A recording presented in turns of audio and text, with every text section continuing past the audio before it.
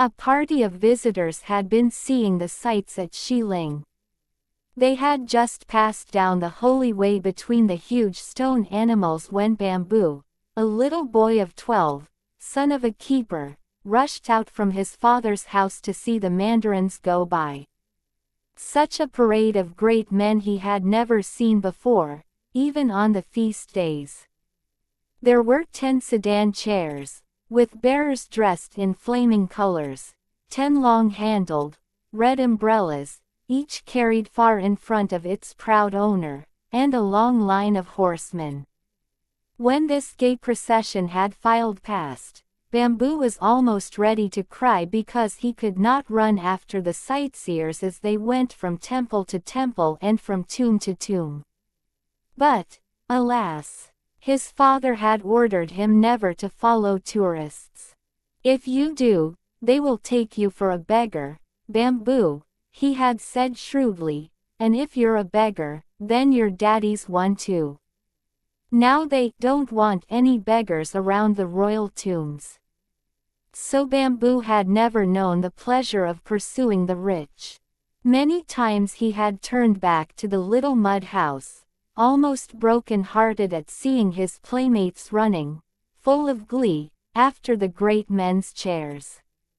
On the day when this story opens, just as the last horseman had passed out of sight among the cedars, Bamboo chanced to look up toward one of the smaller temple buildings of which his father was the keeper. It was the house through which the visitors had just been shown. Could his eyes be deceiving him? No, the great iron doors had been forgotten in the hurry of the moment, and there they stood wide open, as if inviting him to enter. In great excitement he scurried toward the temple. How often he had pressed his head against the bars and looked into the dark room, wishing and hoping that someday he might go in. And yet, not once had he been granted this favor. Almost every day since babyhood he had gazed at the high stone shaft, or tablet, covered with Chinese writing, that stood in the center of the lofty room, reaching almost to the roof. But with still greater surprise his eyes had feasted on the giant turtle underneath, on whose back the column rested. There are many such tablets to be seen in China, many such turtles patiently bearing their loads of stone, but this was the only sight of the kind that Bamboo had seen. He had never been outside the Xiling forest, and, of course, knew very little of the great world beyond. It is no wonder then that the turtle and the tablet had always astonished him. He had asked his father to explain the mystery. Why did they have a turtle? Why not a lion or an elephant? For he had seen stone figures of these animals in the park and had thought them much better able than his friend, the turtle, to carry loads on their backs. "Why, it's just the custom," his father had replied, the answer always given when Bamboo asked a question, "just the custom." The boy had tried to imagine it all for himself, but had never been quite sure that he was right, and now, joy of all joys, he was about to enter the very turtle room itself. Surely, once inside, he could find some answer to this puzzle of his childhood. Breathless, he dashed through the doorway, fearing every minute that someone would notice the open gates and close them before he could enter. Just in front of the giant turtle he fell in a little heap on the floor, which was covered inch-deep with dust. His face was streaked, his clothes were a sight to behold, but Bamboo cared nothing for such trifles. He lay there for a few moments, not daring to move. Then, hearing a noise outside, he crawled under the ugly stone beast and crouched in his narrow hiding place, as still as a mouse. "There, there," said a deep voice. "See what you are doing, stirring up such a dust. Why, you will strangle me if you are not careful." It was the turtle speaking, and yet Bamboo's father had often told him that it was not alive. The boy lay trembling for a minute, too much frightened to get up and run. "No use in shaking so, my lad," the voice continued, a little more kindly. "I suppose all boys are alike, good for nothing but kicking up a dust." He finished this sentence with a hoarse chuckle, and the boy, seeing that he was laughing, looked up with wonder at the strange creature. "I meant no harm in coming," said the child finally. "I only wanted to look at you more closely." "Oh, that was it, hey? Well, that is strange. All the others come and stare at the tablet on my back. Sometimes they read aloud the nonsense written there about dead emperors and their titles, but they never so much as look at me whose father was one of the great four who made the world." Bamboo's eyes shone with wonder. "What? Your father helped make the world?" he gasped. "Well, not my father exactly, but one of my grandfathers, and it amounts to the same thing, doesn't it? But, hark! I hear a voice. The keeper is coming back. Run up and close those doors, so he won't notice that they have not been locked. Then you may hide in the corner there until he has passed. I have something more to tell you." Bamboo did as he was told. It took all his strength to swing the heavy doors into place. He felt very important to think that he was doing something for the grandson of a maker of the world, and it would have broken his heart if this visit had been ended just as it was beginning. Sure enough, his father and the other keepers passed on, never dreaming that the heavy locks were not fastened as usual. They were talking about the great men who had just gone. They seemed very happy and were jingling some coins in their hands. "Now, my boy," said the stone turtle when the sound of voices had died away and Bamboo had come out from his corner, "maybe you think I'm proud of my job. Here I've been holding up this chunk for 100 years, I who am fond of travel. During all three, this time night and day, I have been trying to think of some way to give up my position. Perhaps it's honorable, but, you may well imagine, it's not very pleasant." "I should think you would have the backache," ventured Bamboo timidly. "Backache? Well, I think so. Back, neck, legs, eyes, everything I have is aching for freedom. But, you see, even if I had kicked up my heels and overthrown this monument, I had no way of getting through those iron bars," and he nodded toward the gate. "Yes, I understand," agreed Bamboo, beginning to feel sorry for his old friend. "But, now that you are here, I have a plan, and a good one it is, too, I think. The watchmen have forgotten to lock the gate. What is to prevent my getting my freedom this very night? You open the gate, I walk out, and no one the wiser. But my father will lose his head if they find that he has failed to do his duty and you have escaped." "Oh, no, not at all. You can slip his keys tonight, lock the gates after I am gone, and no one will know just what has happened. Why, it will make this building famous. It won't hurt your father, but will do him good. So many travelers will be anxious to see the spot from which I vanished. I am too heavy for a thief to carry off, and they will be sure that it is another miracle of the gods. Oh, I shall have a good time out in the big world." Just here Bamboo began to cry. "Now what is the silly boy blubbering about?" sneered the turtle. "Is he nothing but a cry-baby? No, but I don't want you to go. Don't want me to go, eh? Just like all the others. You're a fine fellow. What reason have you for wanting to see me weighed down here all the rest of my life with a mountain on my back? Why, I thought you were sorry for me, and it turns out that you are as mean as anybody else. It is so lonely here, and I have no playmates. You are the only friend I have." The tortoise laughed loudly. "Ho, ho, so it's because I make you a good playmate, eh? Now, if that's your reason, that's another story altogether. What do you say to going with me then? I, too, need a friend, and if you help me to escape, why, you are the very friend for me." "But how shall you get the tablet off your back?" questioned Bamboo doubtfully. "It's very heavy." "That's easy. Just walk out of the door. The tablet is too tall to go through.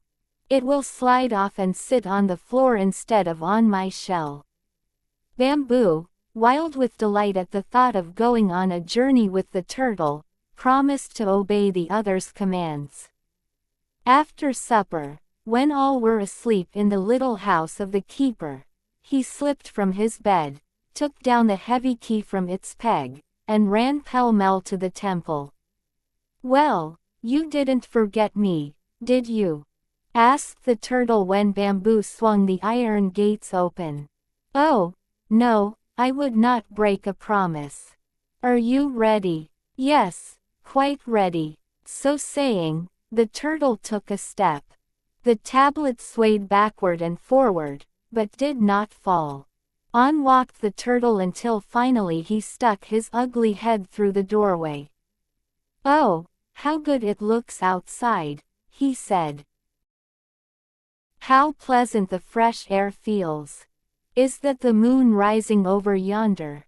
It's the first time I've seen it for an age. My word, just look at the trees. How they have grown since they set that tombstone on my back. There's a regular forest outside now." Bamboo was delighted when he saw the turtle's glee at escaping. "Be careful," he cried, "not to let the tablet fall hard enough to break it." Even as he spoke, the awkward beast waddled through the door. The upper end of the monument struck against the wall, toppled off, and fell with a great crash to the floor. Bamboo shivered with fear. Would his father come and find out what had happened? "Don't be afraid, my boy. No one will come at this hour of the night to spy on us." Bamboo quickly locked the gates, ran back to the house, and hung the key on its peg. He took a long look at his sleeping parents, and then returned to his friend. After all, he would not be gone long and his father would surely forgive him. Soon the comrades were walking down the broad road, very slowly, for the tortoise is not swift of foot and Bamboo's legs were none too long. "Where are you going?" said the boy at last, after he had begun to feel more at home with the turtle. "Going? Where should you think I would want to go after my century in prison? Why, back to the first home of my father. Back to the very spot where the great god, Pinku, and his 3 helpers hewed out the world." "And is it far?" faltered the boy, beginning to feel just the least bit tired. "At this rate, yes, but, bless my life, you didn't think we could travel all the way at this snail's pace, I hope. Jump on my back, and I'll show you how to go. Before morning we shall be at the end of the world, or rather, the beginning." "Where is the beginning of the world?" asked Bamboo. "I have never studied geography. We must cross China, then Tibet, and at last in the mountains just beyond we shall reach the spot which Pinku made the center of his labor." At that moment Bamboo felt himself being lifted from the ground. At first he thought he would slip off the turtle's rounded shell, and he cried out in fright. "Never fear," said his friend. "Only sit quietly, and there will be no danger." They had now risen far into the air, and Bamboo could look down over the great forest of Xiling all bathed in moonlight. There were the broad white roads leading up to the royal tombs, the beautiful temples, the buildings where oxen and sheep were prepared for sacrifice, the lofty towers, and the high tree-covered hills under which the emperors were buried. Until that night Bamboo had not known the size of this royal graveyard. Could it be that the turtle would carry him beyond the forest? Even as he asked himself this question he saw that they had reached a mountain, and the turtle was ascending higher, still higher, to cross the mighty wall of stone. Bamboo grew dizzy as the turtle rose farther into the sky. He felt as he sometimes did when he played whirling games with his little friends, and got so dizzy that he tumbled over upon the ground. However, this time he knew that he must keep his head and not fall, for it must have been almost a mile to the ground below him. At last they had passed over the mountain and were flying above a great plain. Far below Bamboo could see sleeping villages and little streams of water that looked like silver in the moonlight. Now, directly beneath them was a city. A few feeble lights could be seen in the dark narrow streets, and Bamboo thought he could hear the faint cries of peddlers crying their midnight wares. "That's the capital of Shanxi just below us," said the turtle, breaking his long silence. "It is almost 200 miles from here to your father's house, and we have taken less than half an hour. Beyond that is the province of the Western Valleys. In 1 hour we shall be above Thibet." On they whizzed at lightning speed. If it had not been hot summer time Bamboo would have been almost frozen. As it was, his hands and feet were cold and stiff. The turtle, as if knowing how chilly he was, flew nearer to the ground where it was warmer. How pleasant for Bamboo! He was so tired that he could keep his eyes open no longer, and he was soon soaring in the land of dreams. When he waked up it was morning. He was lying on the ground in a wild, rocky region. Not far away burned a great wood fire, and the turtle was watching some food that was cooking in a pot. "Ho, ho, my lad. So you have at last waked up after your long ride. You see we are a little early. No matter if the dragon does think he can fly faster. I beat him, didn't I? Why, even the phoenix laughs at me and says I am slow, but the phoenix has not come yet either. Yes, I have clearly broken the record for speed, and I had a load to carry too, which neither of the others had, I am sure." "Where are we?" questioned Bamboo. "In the land of the beginning," said the other wisely. "We flew over Thibet, and then went northwest for 2 hours. If you haven't studied geography you won't know the name of the country.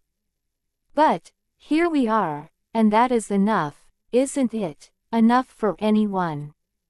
And today is the yearly feast day in honor of the making of the world. It was very fortunate for me that the gates were left open yesterday. I am afraid my old friends, the dragon and the phoenix, have almost forgotten what I look like. It is so long since they saw me. Lucky beasts they are, not to be loaded down under an emperor's tablet. Hello, I hear the dragon coming now, if I am not mistaken. Yes, here he is. How glad I am to see him." Bamboo heard a great noise like the whir of enormous wings, and then, looking up, saw a huge dragon just in front of him. He knew it was a dragon from the pictures he had seen and the carvings in the temples. The dragon and the turtle had no sooner greeted each other, both very happy at the meeting, than they were joined by a queer-looking bird, unlike any that Bamboo had ever seen, but which he knew was the phoenix. This phoenix looked somewhat like a wild swan, but it had the bill of a cock, the neck of a snake, the tail of a fish and the stripes of a dragon. Its feathers were of 5 colors. When the 3 friends had chatted merrily for a few minutes, the turtle told them how Bamboo had helped him to escape from the temple. "A clever boy," said the dragon, patting Bamboo gently on the back. "Yes, yes, a clever boy indeed," echoed the phoenix. "Ah," sighed the turtle, "if only the good god, Penku, were here, shouldn't we be happy? But I fear he will never come to this meeting place. No doubt he is off in some distant spot, cutting out another world. If I could only see him once more, I feel that I should die in peace." "Just listen," laughed the dragon, "as if one of us could die. Why, you talk like a mere mortal." All day long the 3 friends chatted, feasted, and had a good time looking round at the places where they had lived so happily when Penku had been cutting out the world. They were good to Bamboo also and showed him many wonderful things of which he had never dreamed. "You are not half so mean-looking and so fierce as they paint you on the flags," said Bamboo in a friendly voice to the dragon just as they were about to separate. The 3 friends laughed heartily. "No, he's a very decent sort of fellow, even if he is covered with fish scales," joked the phoenix. Just before they bade each other goodbye, the phoenix gave Bamboo a long scarlet tail feather for a keepsake, and the dragon gave him a large scale which turned to gold as soon as the boy took it into his hand. "Come, come, we must hurry," said the turtle. "I am afraid your father will think you are lost." So Bamboo, after having spent the happiest day of his life, mounted the turtle's back, and they rose once more above the clouds. Back they flew even faster than they had come. Bamboo had so many things to talk about that he did not once think of going to sleep, for he had really seen the dragon and the phoenix, and if he never were to see anything else in his life, he would always be happy. Suddenly the turtle stopped short in his swift flight, and Bamboo felt himself slipping. Too late he screamed for help, too late he tried to save himself. Down, down from that dizzy height he tumbled, turning, twisting, thinking of the awful death that was surely coming. Swish! He shot through the tree-tops trying vainly to clutch the friendly branches. Then with a loud scream he struck the ground, and his long journey was ended. "Come out from under that turtle, boy. What are you doing inside the temple in the dirt? Don't you know this is not the proper place for you?" Bamboo rubbed his eyes. Though only half awake, he knew it was his father's voice. "But didn't it kill me?" he said as his father pulled him out by the heel from under the great stone turtle. "What killed you, foolish boy? What can you be talking about? But I'll half kill you if you don't hurry out of this and come to your supper. Really, I believe you are getting too lazy to eat. The idea of sleeping the whole afternoon under that turtle's belly." Bamboo, not yet fully awake, stumbled out of the tablet room, and his father locked the iron doors.